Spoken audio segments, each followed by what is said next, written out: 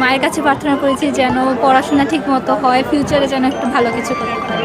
নিরাপত্তা থেকে আয়োজন সবই সুন্দর, মণ্ডপগুলো এত সুন্দর, ঠাকুরগুলো অনেক অ্যাস্থেটিক, ভালো লাগছে অনেক। আজকে এখানে অনেক ভিড়ের মাঝে তারপরে সরস্বতী পূজা দেখতে আমাদের অনেক ভালো লাগতেছে। এখানে জগন্নাথ হলের মাঝে ৭৪টা ডিপার্টমেন্টের মোটামুটি সব ডিপার্টমেন্টের পূজা হচ্ছে, যাতে সবার মধ্যে সম্প্রীতি থাকে, সব কিছু সুস্থভাবে থাকে।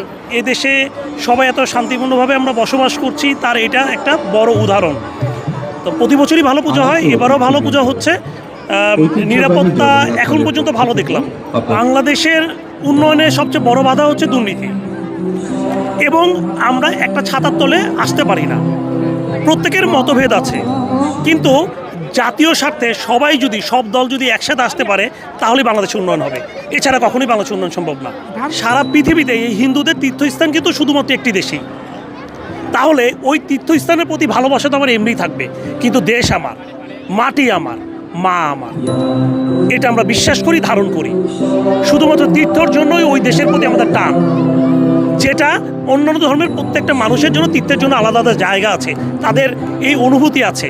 আমার এই অনুভূতিকে আপনারা ছোট করে দেখলে আমরা কষ্ট পাই, তখন আমাদের পারতলে মাটি থাকে না।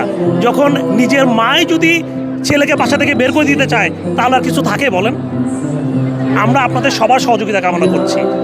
আমরা ভাই হিসেবে কাঁধে কাঁধ মিলে দেশটাকে উন্নয়ন করতে চাই। ওনারা এবং আমরা দুটো পাশাপাশি দেশ, দুজনের অধিকার সমান। আমার অধিকারের জায়গায় আমি শক্ত অবস্থান নেব, তাদেরটা তারা করবে।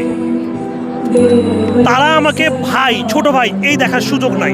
একটা স্বতন্ত্র রাষ্ট্র আমরা, রাষ্ট্রের অধিকার নিশ্চয়তার জন্য আমার কূটনৈতিকভাবে, যুদ্ধভাবে না, হিংসাভাবে না, কূটনৈতিকভাবে তাদের সাথে বসে ন্যায্য অধিকার জন্য ফাইট করতে হবে। নিরাপত্তা ভালোই আছে, কোনো কিছুই এখনও খারাপ চোখে পড়েনি।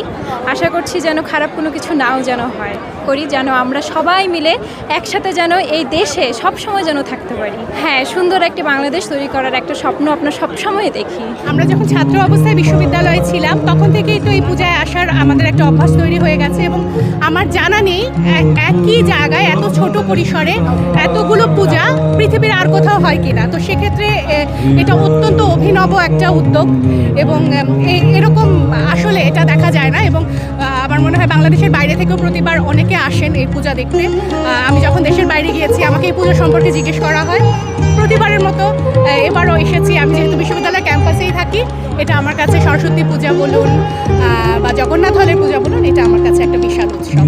এই দিনটার জন্য আমাদের বাচ্চারাও অপেক্ষা করে থাকে যে আমরা আসব, পূজা অঞ্জলি দিব, তারপরে বেড়াবো, ঘুরবো, আনন্দ করব। মানে খুবই একটা অন্যরকম মুহূর্ত আর কি। ওয়াইফ এসেছে, আমার মেয়েরা এসেছে, আমার ছেলে আসছে। 10 বছর যাবত, 2010 সাল থেকে আমি মূলত প্রতি বছরই এখানে একবার আসার চেষ্টা করি। এর আগে আমি হয়তো সিলেটে ছিলাম, তখন আসা হতো না, কিন্তু পূজার দিন ঢাকায় থাকলে আমি অবশ্যই এখানে আসি বেড়াতে। মন্দির দেখছি আর হলো ঠাকুর দেখছি, বাবা, ছোলা দিদি, আর কে, আর হলো মা, দিদি ভাই, অনেক ভালো। তো ভার্সিটিতে আসার পর থেকে প্রত্যেকবার সরস্বতী পূজা আমাদের কাছে, যারা ভার্সিটিতে থাকে, বিশেষ করে যারা জগন্নাথ হলের আবাসিক শিক্ষার্থী, তাদের সবার কাছে সরস্বতী পূজা একটা অন্যরকম ইমোশন। তো সেই হিসাবে আমরা প্রত্যেকবারই নিজেদের মতন করে চেষ্টা করি যতটা ভালো করে পূজা আয়োজন করা যায়, আর এই লোক সমাগমটা হয়, আমরা এটাকে এনজয় করি আর কি। আমাদের মধ্যে কোনো সাম্প্রদায়িক মন মানসিকতা না থাকে, একে অন্যকে যদি মূল্যবোধ দিই, একে অন্যের ধর্মকে মূল্যায়ন করি, সবাই ধর্মের প্রতি যদি সহানুভূতিশীল থাকি,